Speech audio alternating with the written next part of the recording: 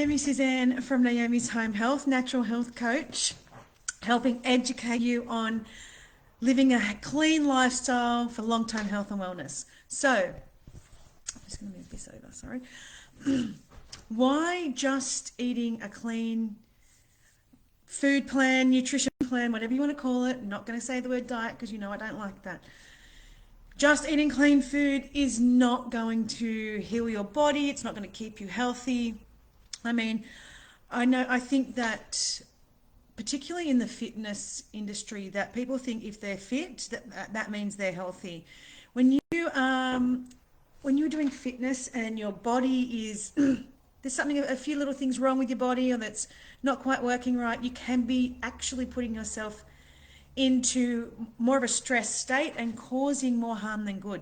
Fitness is fantastic, but you need to do the right one for you. And it all depends on age, health, wellness, what's going on in your body, stress levels, all of those things. So going and doing a half marathon or whatever, if your body is in a stress state, it's going to actually make it deeper and further into a stress state. So when we are healing, or when we're wanting to try and have a much better health or plan, or we are sick, we want to get better, just cleaning up your nutrition is not going to actually heal you. You might start to feel a little bit better, but it's not going to actually do everything. So we talk a lot about gut health, and gut health is important, but it's not the only thing that we need to focus on. And it frustrates the hell out of me when a lot of my clients have been to naturopaths, including myself, naturopaths, functional medical doctors, integrative doctors, whatever it is, and they just focus on gut health. They're missing so much. They're missing the liver. They're missing reducing toxins, reducing stress. The gut has its own set of nerves, and we've got a nervous system, right? And in the gut is a lot of nerves, and they can be very sensitive. So if up here and in here is not balanced, your gut isn't going to be balanced. So you can eat, whatever you think heals the gut, but it's not going to heal or improve if your mental health, your emotional health, your spiritual health isn't actually being worked on at the same time. When you get nervous or when you are stressed, where do you feel it? When you have nerves, where do you feel it? You feel it in your tummy. You get those butterfly feelings. You might get diarrhea. You might vomit. Depends on what degree, of nervousness that you have. That is coming from the gut. So if you're not working on, your nervous system, then your gut isn't going to get better anyway. So it is a mind, body, soul plan when you are trying to be healthy. And fitness is one of them, but it shouldn't be, okay, well, I'm going to eat healthy and I'm going to work out and then I'll be right. No. Toxins, extremely important. If you are using toxins, your gut health is going to deplete. Doesn't matter what you eat. If you are using toxins in your life, and we can't get rid of all of them.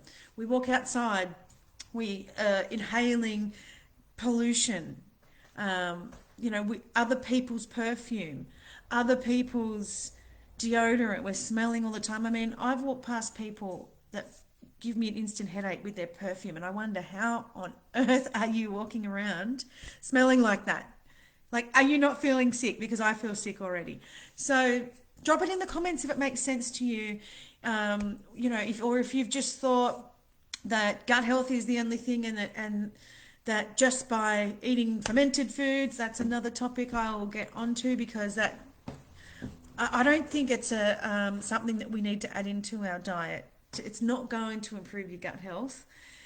I don't believe that. Yes, there's bacteria in it, but is it going to boost the bacteria in your gut? And that's not all it's about. It's extremely dehydrating. When you think of how fermented food is produced, a lot of salt, it's grown, the bacteria is grown on decaying food. We want food that's, being alive, and it's nourishing, and it's got living water in it, it's hydrating. I'll talk about fermented foods another day. But just adding those things into your diet and thinking that, okay, I'm healthy now, is not going to keep you healthy. It's not going to keep you, long term. You need to do the mental health work. You need to. It's important. How you react to people, situations, how you move on from those things, how you reduce your stress, the tools that you use, the practices that you use, they are important. How you respond to your own emotions. If you're going through, let's say, a marriage breakup or a relationship breakup, and you just try and forget about it, or you just try and push it to the back of your mind, and you don't do anything to heal that, or you don't do anything to work on that, you don't do anything to help your emotions, how can you work on that? Because that is the key. If your emotional health isn't supported, if you are not using practices or tools to balance your energy, we have a lot of energy in our body. How do you keep going? How do you expect your health? Doesn't matter what you eat. Doesn't matter what you can eat the cleanest diet and still get cancer. If you are still using toxins, if you are still not processing your trauma, if you are still reactive to people, if you are still getting pissed off at everything, or you've still got anger in your body, it will still happen. Like I know people who thought, oh, I've been vegan for 10 years and then they've got cancer. But what else did they do for their health? That doesn't matter what you eat. What you eat is important, but everything else is too. That nervous system starts up here in the emotional center of your brain, and it is connected right down here. So this is the olfactory. Right down here is your central nervous system. So we have our emotional center connected to that. So if we are not working on that, and guess what? Guess what is connected to our emotional center? Our sense of smell. So if we're inhaling toxins, it's going to affect our emotional center, which is going to affect our central nervous system. We have a whole body that works together. It's not just like putting food in, oh, yep, we're done. Our body, our senses, everything works in synergy to create that balance in our body. And if we are not doing all of these things, and it might sound like, oh my God, I don't have time to do all that. Make the damn time, because you won't have time for it when you're sick. You won't have the energy for it when you're sick. You won't have the money for it when you're sick. Do it now. Or if you are sick, just do a couple of things here and there. Focus on the emotional health. Focus on that one thing that triggers you all the time.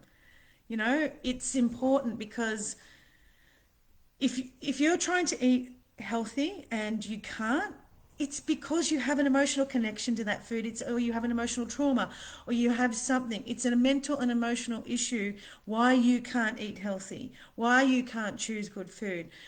It's, yeah, a positive thought and attitude is so important. But if you are not working on your mental health or your emotional health, how are you going to have that positive thought?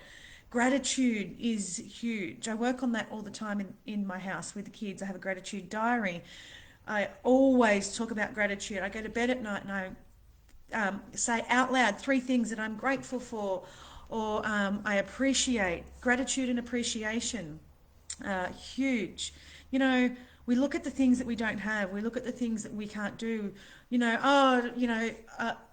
I'm not happy with this part of my body. Well, how about look at, wow, I've still got a full head of hair, or, just things that you can look at instead of looking at the bad. It's the same as what I tell, my kids in sport. Don't look at what you did wrong. Look at what you did right. Look at what's going good for you. That is the most important thing.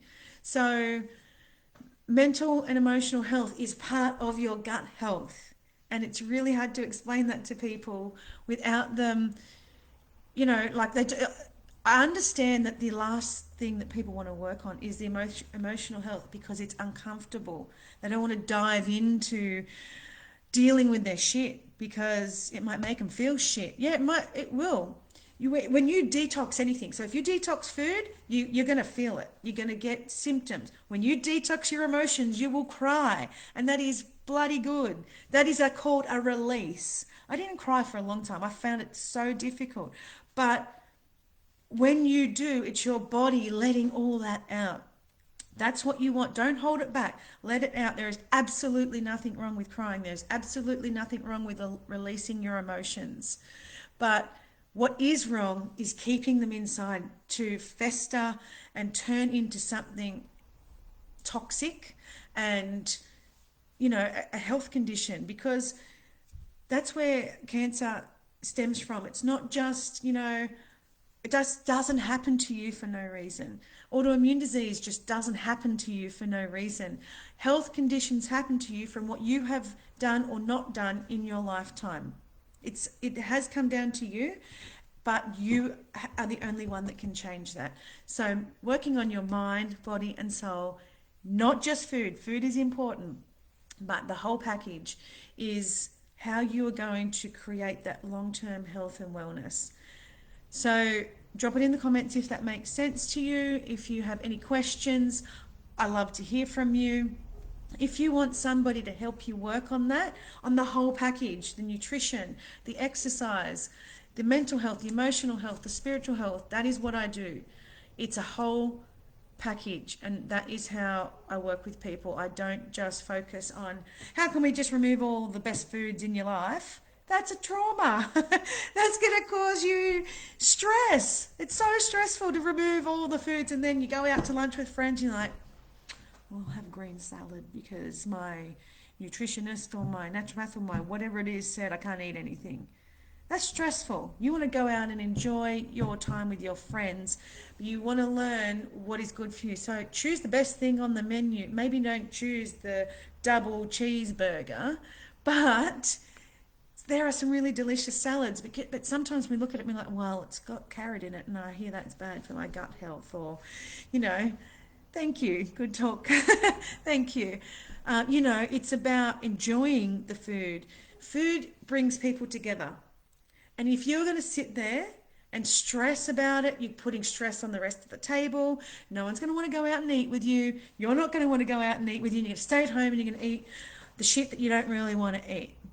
So it's important to eat healthy food when you're out, but don't worry if it's got the carrot in it that the nutritionist said you couldn't eat. Eat the damn carrot. It's great for you. Whoever tells you that, I'm just saying that's an example.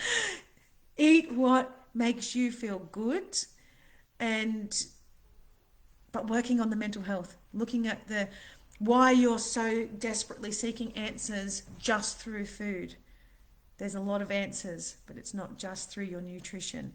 So if you have any questions, I'm happy to answer.